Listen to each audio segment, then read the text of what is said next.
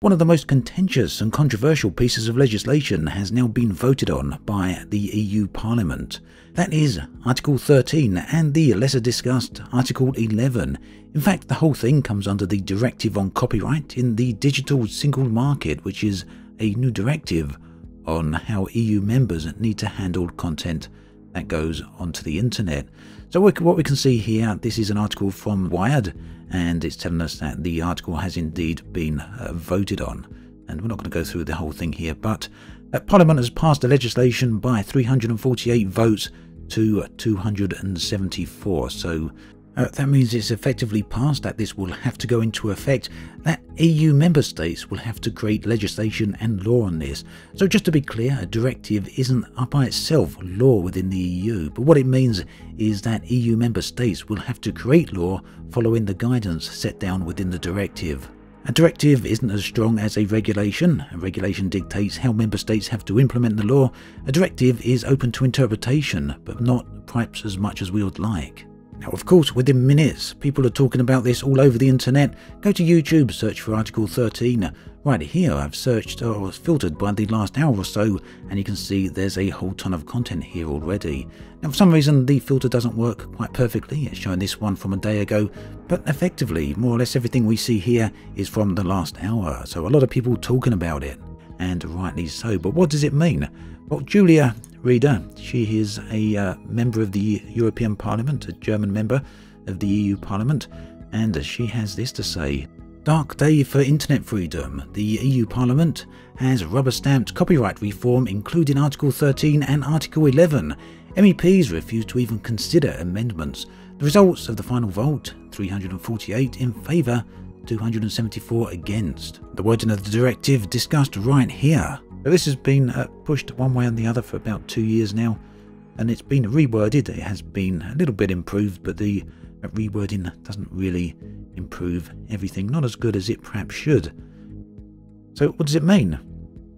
Well, essentially what it means is that all content uploaded to the internet, regardless of platform and regardless of who uploads it, now has to be checked and authorized and licensed for copyright ownership.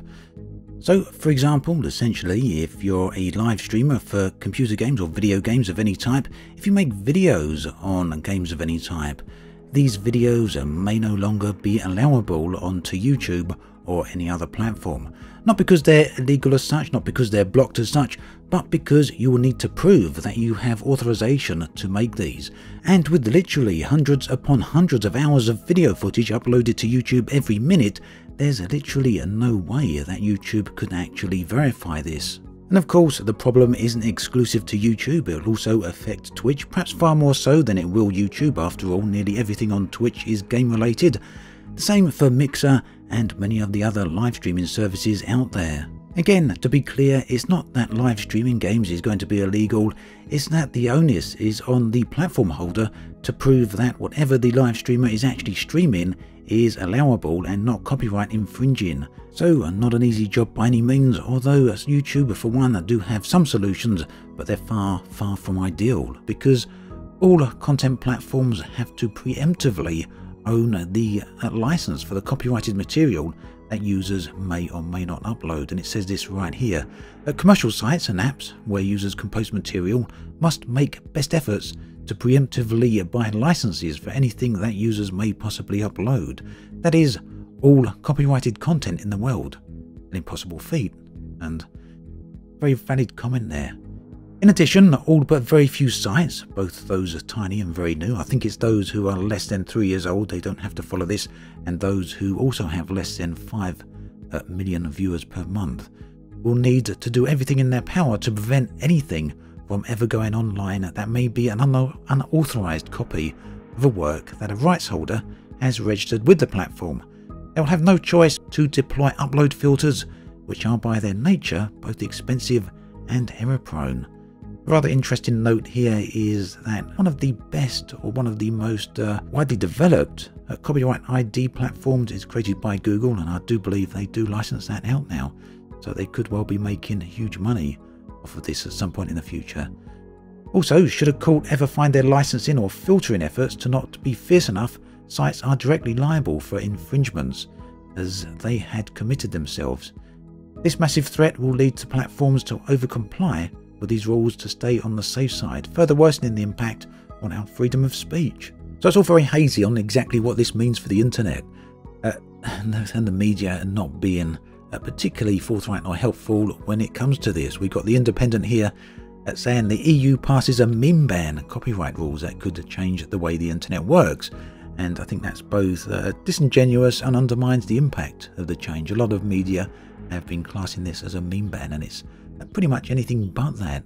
And actually see another article out there, I can't remember who by, that actually says memes are now even more protected. I guess that really comes down to interpretation. At CNN, Europe has just passed sweeping new copyright rules that big tech giants hate. And that's another twist that the media are actually using here. It's all about the big tech giants and dealing with their big control of the internet, apparently. But at the end of the day, regardless of how the media are reporting this, the real losers here are the day-to-day people, the regular users of the internet, people like you, people like me. So whether you just want to use or watch a YouTube video, whether you want to scroll through Facebook and just look at a bunch of different things, or whether you want to upload a video, it's all going to be a bit of a problem. Now the other problem is Article 11, which you might not have heard too much about. People have been referring this to link tags, and we come back to everything in just a minute and what it may mean for the internet. But right here, Article 11. The final version of this extra copyright for news sites closely resembles the version that already failed in Germany. Only this time, not limited to search engines and news aggregators, meaning it will do damage to a lot more websites. Reproducing more than single words or very short extracts of news stories will require a license.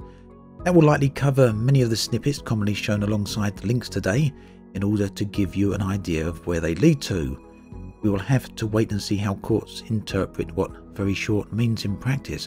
Until then, hyperlinking with snippets will be mired in legal uncertainty. There's no exceptions. No exceptions are made even for services run by individuals, small companies or non-profits, which probably includes any monetized blogs or websites. So in short, what this means is that it will become basically illegal, depending on how the member states enforce this, but basically it will become illegal to post any quotes on the internet. So if you want to quote something from the BBC, for example, or Fox News, or CNN, you want to take a paragraph or a couple of sentences and include that on a forum somewhere, along with the link so people can go and read what you're talking about, then you will no longer be allowed to do that. And the platform that you're posting that on will be held accountable for it. So there is the arguments out there, how could this be enforced? Well, there's going to be very strong penalties for the platforms that allow this sort of thing to go on. So really, it's not really a matter of how they prevent you as a user from doing this, but how they prevent the platforms from allowing you as a user to do this. And that really comes back to Article 13 again. The final Article 13 will hurt, not help European creators. Important update, why Save Your Internet isn't over. So this is from YouTube, and yes, YouTube of course are going to be on the side of not really wanting this. Whereas big media companies like CNN, Fox, all the established news, all the established record labels like Universal and Sony, as well as many of the big music artists, they're not going to be against Article 13. In fact, they have been great supporters of it because in their view, it's protecting their content. They don't want their stuff directly uploaded to YouTube and other people profiting off it, which, you know what, that does make sense. It's completely understandable. If they've worked and created something and someone else is uploading it to YouTube or whatever other platform, then really that person, that individual who's uploaded this stuff, who don't own the copyright, then they shouldn't be making profit off it. But this isn't really what the issue is. The issue is that Article 13 is going a long way to prevent a lot of people from uploading anything at all. Now, YouTube in the past have spoken about this quite extensively. There's plenty of videos here, and these are well worth taking a look at. In fact, I urge you to go and have a look at Article 13 if you haven't heard about it just yet. But basically, there's some ideas that YouTube have put forth. Who knows what they're going to use in the end. A lot of it may be fear-mongering, but whatever way you look at it, Article 13 and Article 11 are going to have a huge impact upon the internet. But some of YouTube's ideas of dealing with this are upload filters. That could be one of them, where they will analyze every content that goes up. In fact, they actually do this right now, but they do it after the fact. You upload something and the YouTube Content ID program or algorithm will analyze something to see whether or not it matches any content. And the way that works is they have a massive database of copyrighted content, and they check to see whether your upload actually matches that. If it does, then you can get a copyright strike, or you can be flagged, or one way or another this stuff will be detected. Now, of course, it's not ideal and it doesn't always work, and there's been many stories over the years of people having many different strikes or losing channels, all sorts of different things due to false claims from the Content ID system. And just as likely, stuff actually slips through the net that shouldn't. But regardless, in the future, this version of the Content ID system won't be usable. Instead, YouTube will have to preemptively know what you're going to upload and be ready for it.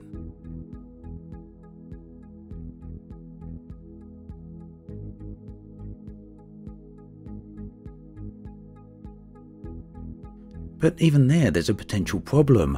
Article 13 states that platform holders have to preemptively know what someone's going to upload. So basically, if it's not in their Content ID system, if the copyrighted material is not in that database, it's irrelevant. It doesn't matter. YouTube should have it in there regardless.